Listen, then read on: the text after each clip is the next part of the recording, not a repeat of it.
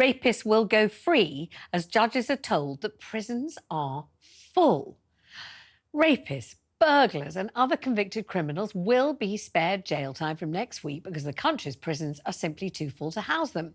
Crown Court judges are being ordered to delay sentencing and hearings until some space is freed up, and ministers are even releasing some people early to make room for new prisoners. Joining me now is Home Affairs correspondent Danny Shaw and former prison governor Vanessa Frake. Thank you both very much indeed for joining me here. Why don't we start with you, Vanessa, because, you know, you've been inside the system, you know what it means.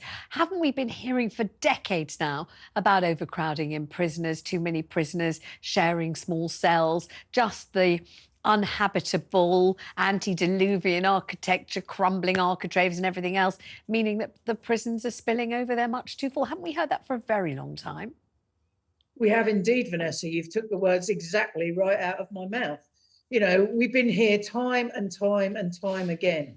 But yet again, you know, when you think that we've had in the last sort of 10 years about 12 or 13 different justice ministers, it's hardly surprising because every single one of them thinks they've got the answer. They haven't. Every single one of them thinks they've reinvented the wheel. They haven't.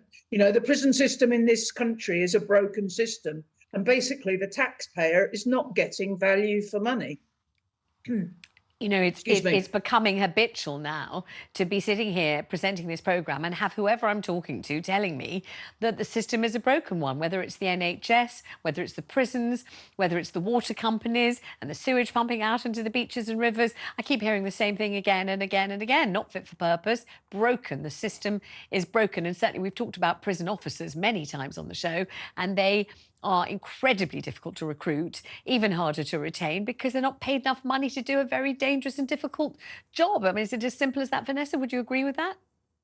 I think that's part of the problem, absolutely. You know, if you take a jail like Wandsworth, it was designed to hold about 960 prisoners.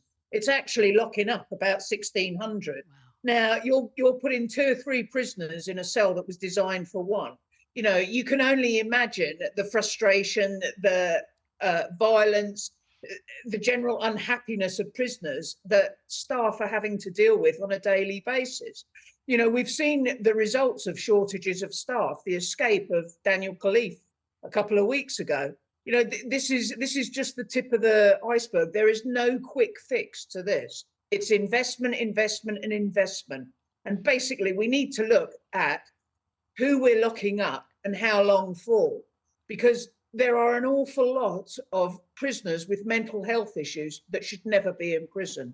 There are an awful lot of foreign national prisoners who are awaiting deportation. This is taking like 12 months and over. They're clogging up prison beds. You know, like I said, there is not an easy, quick fix solution to this.